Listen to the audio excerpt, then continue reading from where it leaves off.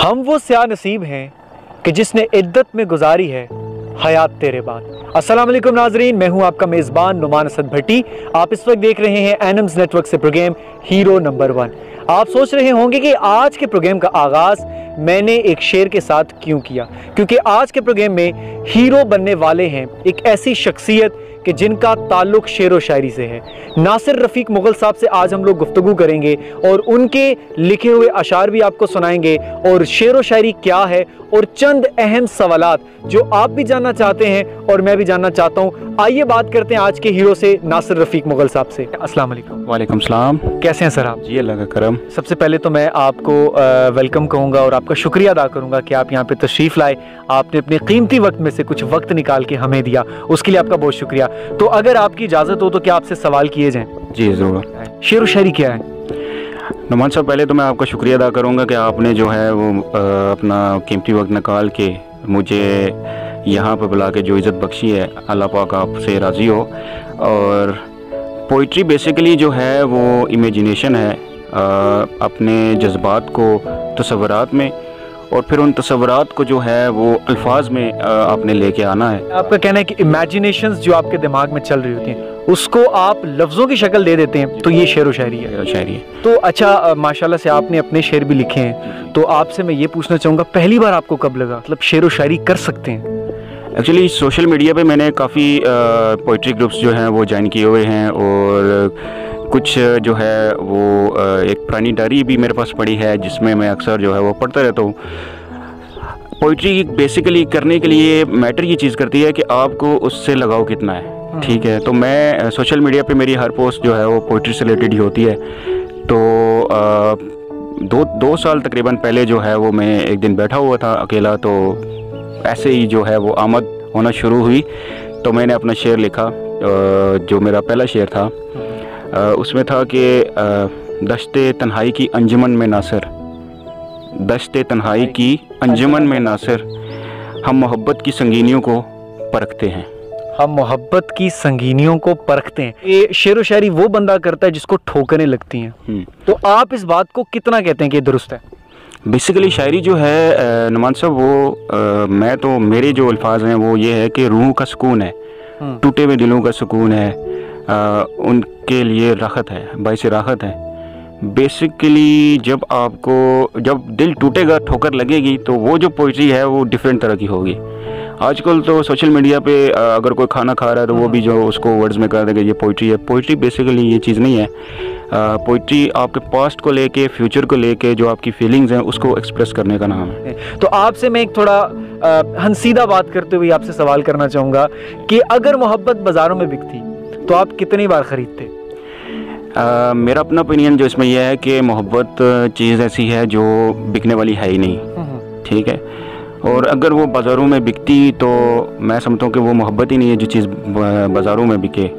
और क्योंकि बाज़ारों में जो चीज़ बिकने वाली है उसको फिर हर कोई ख़रीदता है और बार बार ख़रीदता है, और मोहब्बत को बार बार ख़रीदा नहीं जा सकता। आप क्या समझते हैं कि लव मैरिज और अरेंज मैरिज दोनों में से कौन सी बेहतर है? मैं समझता हूँ कि दोनों बेहतर हैं। अरेंज मैरिज ये है कि आपके पेरेंट्स इन्वॉल्व होते हैं, वो करवाते हैं, ठीक है जी, कि बेटा इधर शादी कर लो। लव मैरिज में ये है कि आपने सेलेक्ट किया होता है, लेकिन उसमें यह है कि आप अगर लव मैरिज करना चाहते हैं तो आप अपने पेरेंट्स को इन्वॉल्व कर लें, बजाय खुद आप अपनी एक्टिविटी को इन्वॉल्व करें। आप अपने पेरेंट्स के थ्रू अगर वो करते हैं तो वो ज़्यादा बेस्ट है और रिलायबल भी है। यानी आपका कहना है कि हम जो लव मैरिज उसको अरेंज मैरिज बना सकते हैं?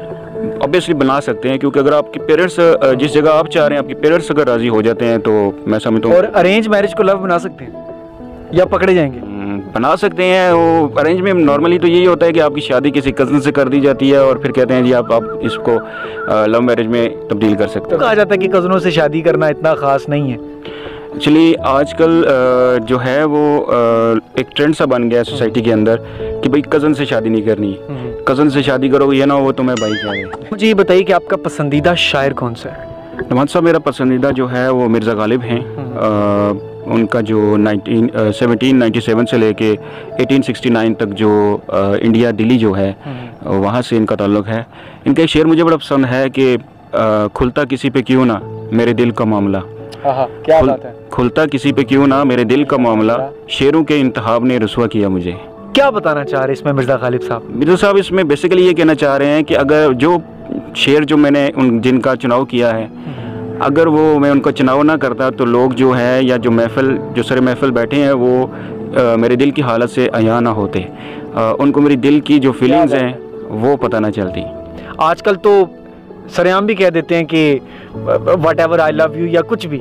आपका ताल्लुक चूँकि शायरी से भी है, तो आपका अंदाज़ क्या डिफरेंट है किसी को कुछ कहने का, दिल की बात? मुझे पोइट्री से रिलेटेड लोग होते हैं वो एक शेर की सिचुएशन में आपको मैं बता देता हूँ कि कुछ ज़रूरी नहीं है इज़हार मोहब्बत है दोस्त, कुछ ज़रूरी नहीं है इज़हार मोहब्बत है दोस्त, शम्मा खामोश जला करती है परवानों में। क्या बात है। वैसे इन्होंने ये बात साबित कर दी है कि जिनका ताल्लुक शेर व शायरी से है या लगाव शेर व शायरी से रखते हैं, उनको प्रपोज करने में बड़ी आसानी है कि दबे लफ्ज़ों में वो सब कुछ कह देना जो दिल में बात छुपी है। तो सर आखिर में मैं आपसे ये मैसेज लेना चाहूँगा अपनी सारी ऑडियंस के लिए कि आप आजकल की नई जनरेशन को क्या मैसेज देना चाहेंगे कि जिस तरह से क्रिटिकल सिचुएशन है कि अब बहुत सारे केसेस इस तरह के भी आते हैं कि लड़के ने खुदकुशी कर ली, लड़की ने खुदकुशी कर ली, मेडिसिन खा ली, वट एवर, बहुत सारी सिचुएशंस हैं। तो आप यंग जनरेशन को क्या मैसेज देना चाहेंगे? देखिए जी नुमान साहब, ज़िंदगी के अंदर हर बंदे का एक जो है वो ख्वाब होता है, ड्रीम होता है। आपका भी कोई ना कोई ड्रीम होगा, और ड्रीम होने का मतलब ये नहीं कि आप बहुत सारे लोग अपने जो इर्द गिर्द हैं उनको मुश्किल में डाल दें। आपका कोई ड्रीम है शादी के हवाले से, तो आप अपने पेरेंट्स, मैं समझता हूँ कि दुनिया के अंदर जो खूबसूरत तरीन रिश्ता है वो माँ का है, अपनी वालदा से शेयर करें।